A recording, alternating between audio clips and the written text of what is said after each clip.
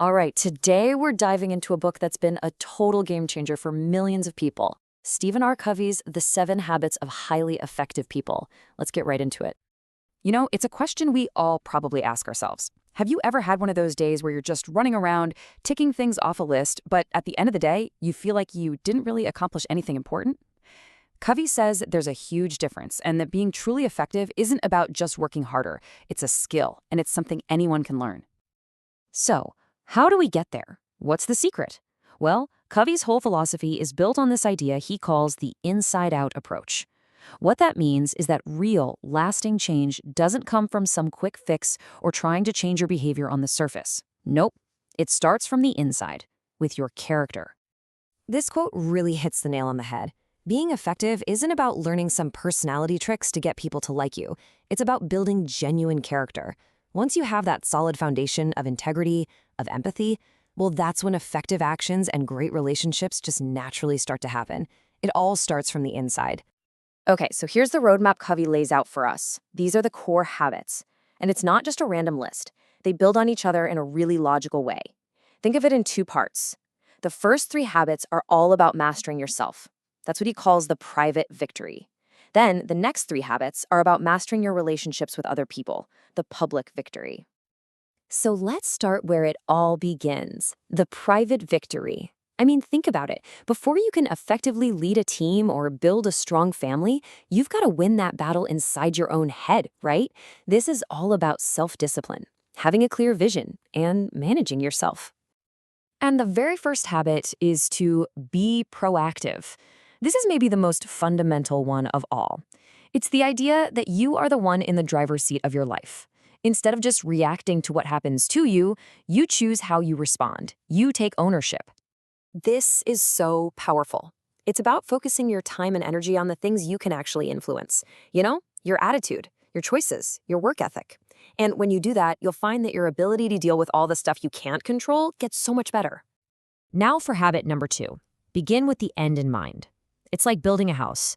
You wouldn't just show up with a pile of wood and start hammering, right? Of course not. You'd start with a blueprint. This habit is about creating that blueprint for your own life. So how do you actually do this? It's not some fuzzy, abstract idea. You literally visualize the future you want. The source suggests asking yourself a really powerful question. Where do I honestly see myself in 5 or even 15 years? Your answer helps you write a personal mission statement, which is kind of like your own personal constitution that guides all your decisions. And that leads us perfectly into the last habit of the private victory. Put first things first. Covey says this isn't just time management, it's life management.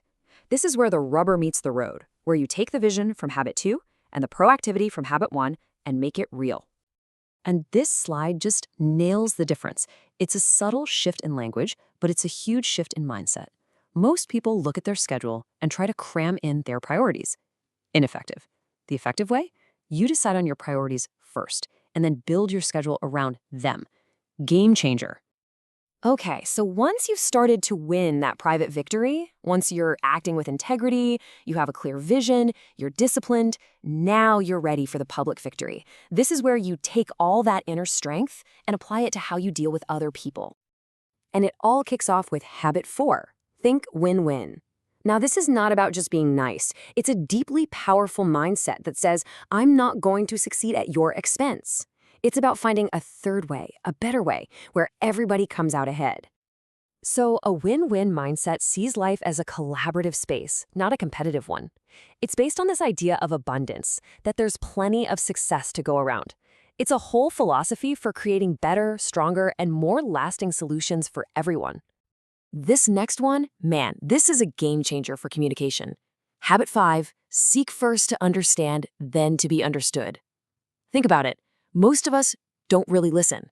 We're just waiting for our turn to talk. This habit flips that completely upside down. And here's the secret sauce. Empathetic listening. It's not about just sitting there quietly. It's about actively trying to understand by saying things like, so, what I think I'm hearing you say is, and then letting them confirm it. When you make someone feel truly heard, wow, that's how you build trust. The 6th habit, Synergize, is really the peak of all the others. This is the habit of creative cooperation. It's what happens when a team is working so well together that the results are just way beyond what any single person could have achieved. Yup, you're seeing that right. 1 plus 1 equals 3, or 10, or 100. That's synergy. It's when you value the differences between people, you respect them, and you build on those different strengths to create something brand new. It's the magic that happens when a team is truly in sync. Okay, this all sounds great in theory, right? We get the habits, but how do we actually start doing this stuff in our real, messy lives? Let's talk about a simple action plan.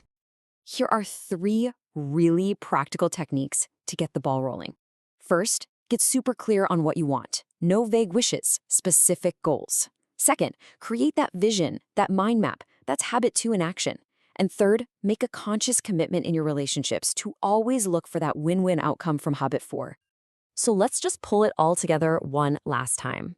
It's a path. You start with a private victory, mastering yourself. That gives you the foundation to then achieve the public victory, building incredible, effective relationships. It's this inside-out process that is the absolute key to it all. And that brings us to the final, most important question. Don't feel like you have to tackle all of these at once. That's overwhelming.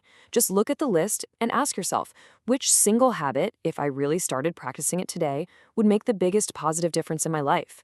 Pick that one and just begin.